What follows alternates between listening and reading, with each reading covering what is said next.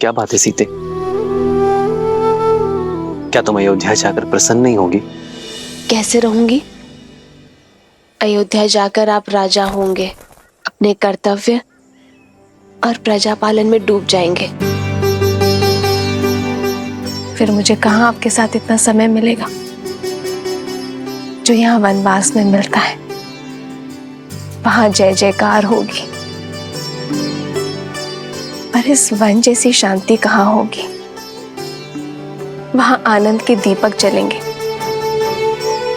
पर जुगनुओं का दिव्य प्रकाश कहाँ होगा। ना ऐसी शांत नदी होगी और ना ऐसी पुष्प वर्षा। तो मेरे लिए तो हानि ही होगी ना आर्य।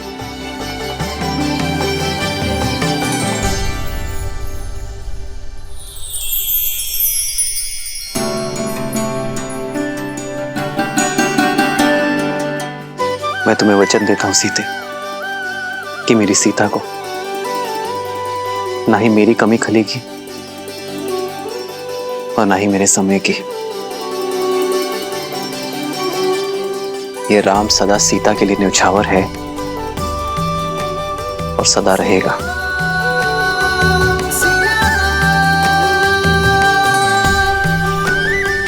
कदाचित ये क्षण कभी समाप्त ना हो। कदाचित मैं जीवन भर के लिए ऐसे ही आपके कंधे पर सर रखकर बैठी रहूं, सदा सदा के लिए अपने श्री राम के पास। एक है पौरुष, एक समर्पण, एक है रूप तो दूजा दर्पण। जन्म जन्म का है ये संगम, राम रतन सीता वैभव धन। सिया राम, सिया राम, सिया राम, सिया राम।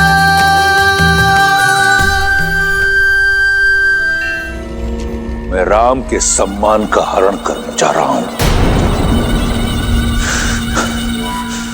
उस राम का वध क्षण भर में कर सकता हूं मैं, परंतु इससे उसे अपने दुखों से मुक्ति मिल जाएगी। जिस राम की प्रशस्ति तुम गा रही थी, उस राम का नाम छीन लूंगा मैं। लज्जा और दुख के सागर में डुबा दूंगा उसे भी और रघुकुल की रीति को भी। धीरे धीरे करके मारूंगा। सबसे पहले मैं उसकी सबसे प्रिय वस्तु छीन लूंगा। वो संसार के कोने कोने में भटकेगा, ढूंढेगा उसे, परंतु रावण के विरुद्ध कोई उसकी सहायता नहीं करेगा। निराशा और ग्लानि से पहले वो मरेगा, फिर उसका भाई लक्ष्मण, और वहां अयोध्या में उसकी प्रतीक्षा करते हुए उसका भाई भरत स्वतः ही आत्महत्या कर लेगा, बिना एक राक्षस के लहू बहाए। मैं रघुकुल को लहूलुहान कर अपने कुल के नाशक से प्रतिशोध लूंगा, और उसके बाद सब ओर से निराश सीता को निर्विरोध लंका की रानी बनाऊंगा।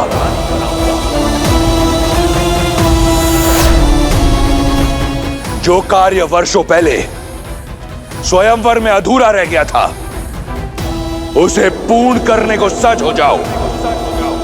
सीता का स्वागत।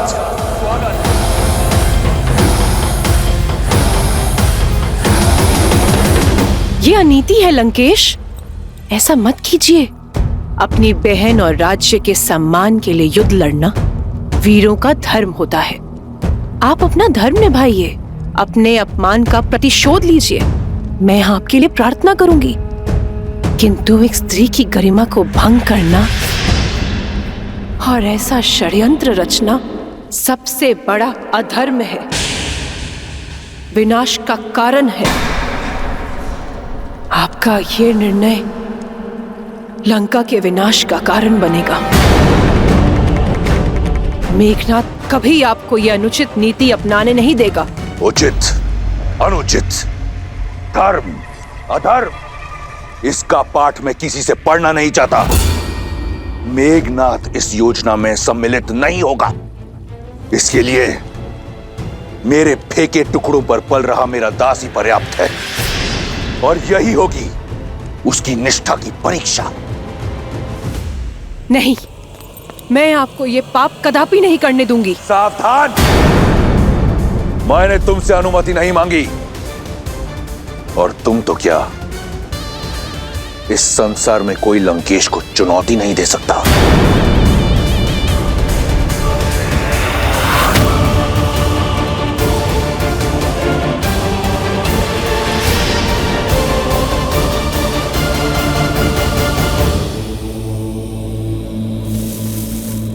ओम नमः शिवाय। ओम नमः शिवाय। ओम नमः शिवाय। ओम नमः शिवाय।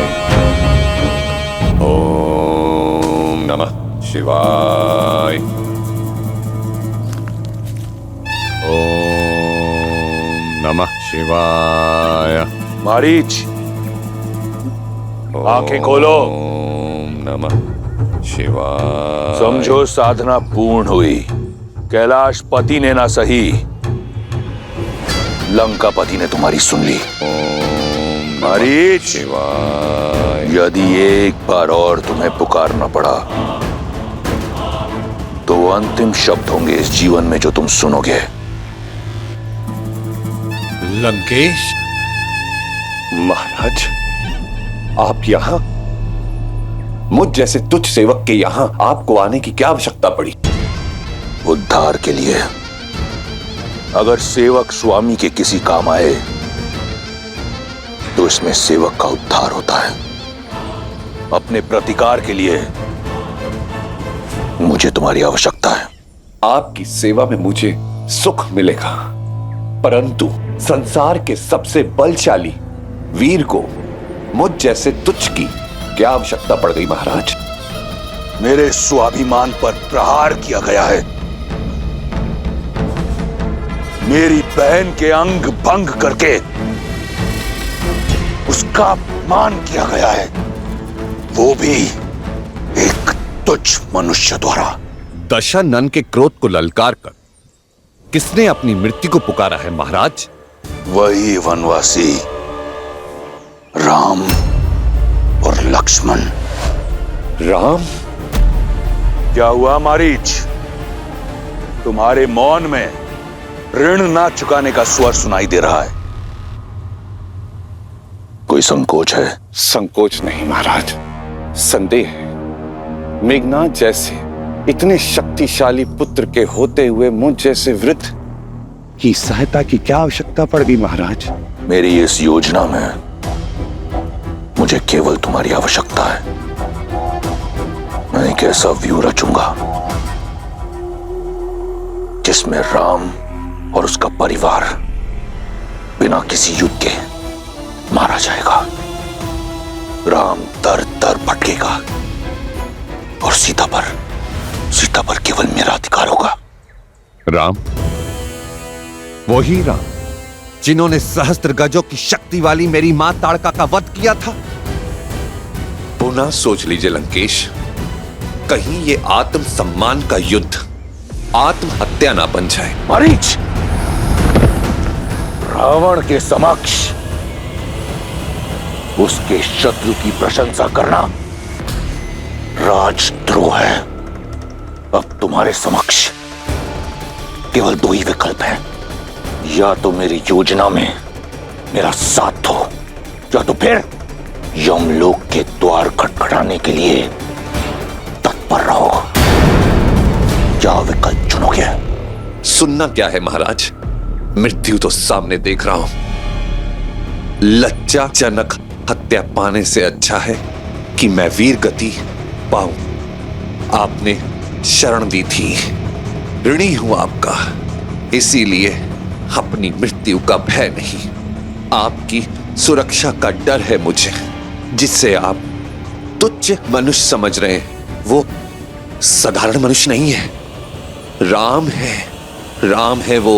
और मैं रावण, रावण, वो रावण,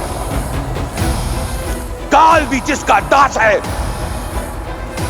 प्रस्थान की तैयारी करो मारीच। राधिकार और सीता दोनों मेरी प्रतीक्षा कर रहे हैं। रावण तो आपका भक्त है महादेव। आपकी चेतावनी का पालन करके उसने स्वयं को कितने वर्ष सीता से दूर रखा, किंतु अभी वो इस अनर्थ को करने का क्यों सोच रहा है? जब किसी का नाश समीप होता है तो उसका विवेक उससे दूर हो जाता है।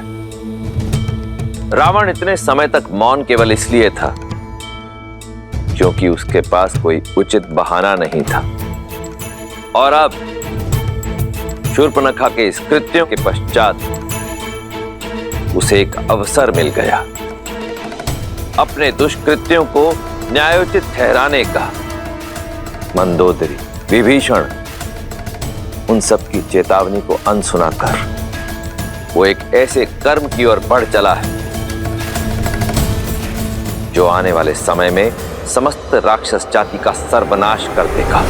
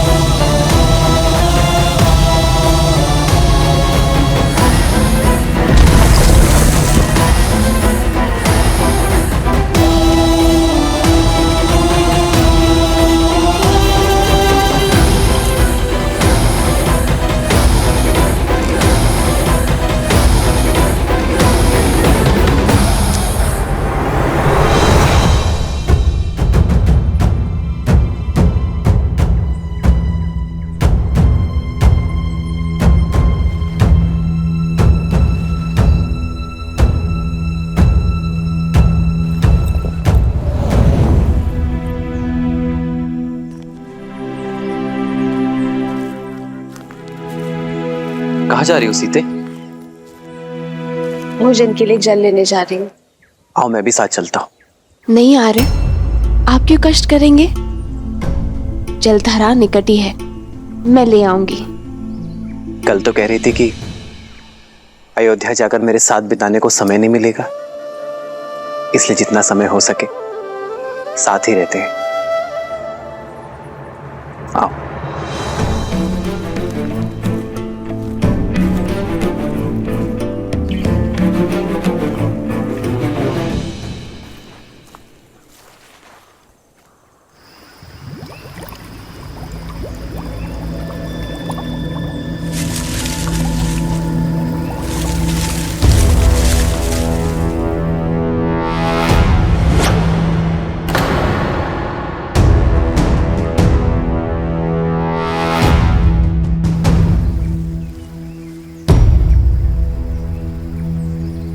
लाओ सीते। जानती हूँ साथ आने का कारण मेरा साथ नहीं, सुरक्षा है। जब से शूर्पणखा का प्रसंग हुआ है तब से आप मेरी सुरक्षा को लेकर कुछ अधिक ही सतर्क हो गए हैं। आओ। मुझे विश्वास है रावण आपके समक्ष आने की भूल कभी नहीं करेगा, और यदि की तो उसकी दशा भी वही होगी जो आपके सामने आए अन्य असुरों की हुई। मैं जानती हूं कि आप मेरी सुरक्षा के लिए धरती पाताल एक कर देंगे। मेरी शक्ति का आधार तुम्हारा मुझ पर यह अटूट विश्वास ही है सीते।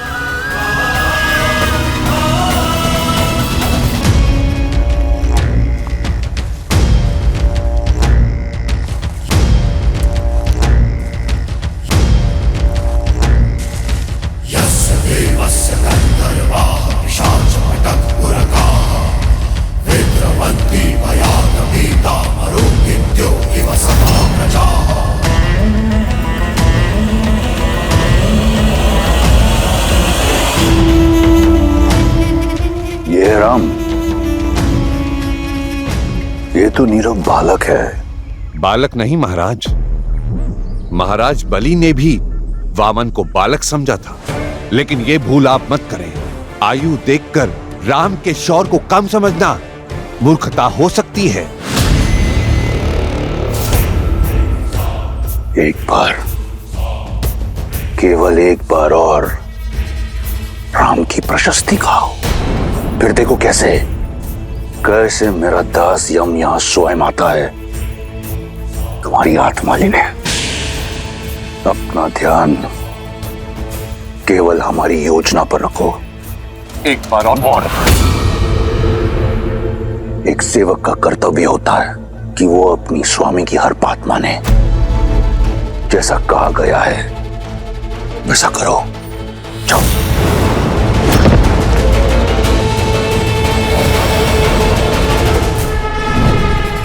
अपने अद्भुत सौंदर्य से मोह लो सीता को और दूर ले जाओ बालक राम को सीता से।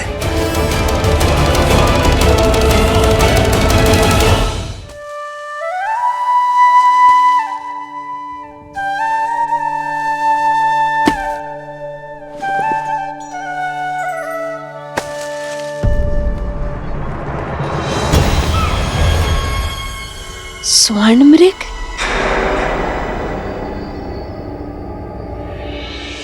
उत्तम, अति उत्तम मारीच।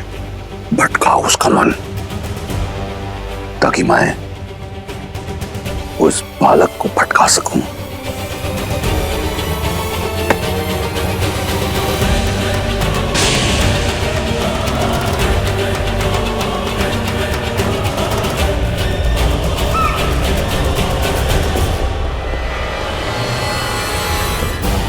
आर्य, लक्ष्मण भैया, देखिए कितना सुंदर स्वर्ण मृग है।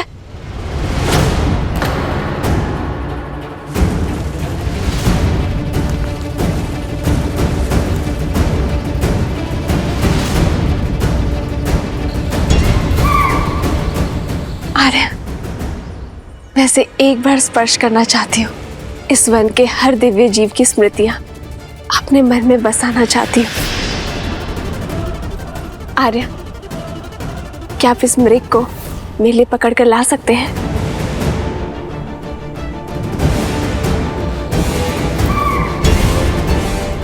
स्वर्ण मृग नहीं होते सीते। नहीं होते? तो ये यहाँ क्यों है? और इसका रूप कितना आनंददायी है आर्य। हर बार रूप आनंद का कारण नहीं होता सीते, कई बार भ्रम छलावा भी होता है। मुझे भय कि ये स्वर्ण मृग कोई माया जाल है। भूल गई सीते, रावण अपनी बहन शूर्पणखा के अपमान के प्रतिशोध का मार्ग खोजा है, और यह मार्ग माया जाल भी हो सकता है। हमें कुटिया में चलना चाहिए।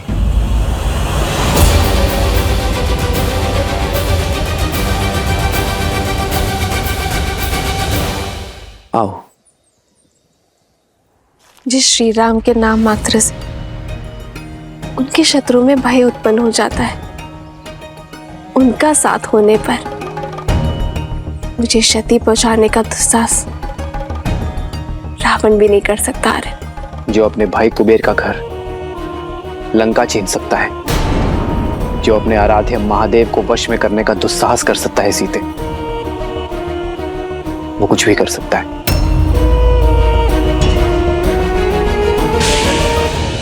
हर चमकने वाली वस्तु स्वर्ण नहीं होती सीते। शूर्पणखा का प्रसंग स्मरण है ना तुम्हें? हाँ, पर आर्य, इसका अर्थ ये तो नहीं है ना कि हर सौंदर्य के पीछे संकट की छाया खोजी जाए। आप एक क्षण को सोचिए, यदि ये मायावी ना हुआ तो क्या इस सुंदर जीव का संरक्षण करना हमारा धर्म नहीं है आर्य? मैं इसके सौंदर्य के स्पर्श का अवसर खोना नहीं चाहती हूँ। और जीवन में धर्म और कर्तव्य निभाते निभाते क्षणिक खुशियों को खोना, ये भी तो एक बहुत बड़ी भूल है ना आर्य। और यदि ये मायावी हुआ तो भी आप है ना हर माया को भंग कर सकने में सक्षम। आर्य, इन 13 वर्षों के वनवास में मैंने आपसे कभी कोई कामना नहीं किया आर्य। और यदि आप फिर भी नहीं चाहते कि मैं उस सुंदर जीव के सामीप्य आऊं, तो मुझे स्वीकार है।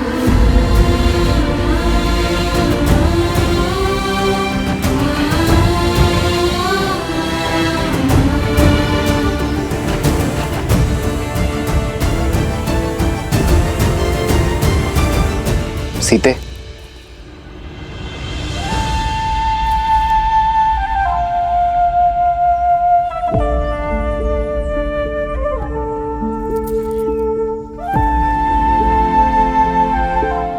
अपनी सीता को निराश नहीं देख सकता ये राम। यदि तुम्हारी प्रसन्नता इसी में है तो मैं तुम्हारे लिए स्वर्ण मृग अवश्य लेकर आऊंगा सीते।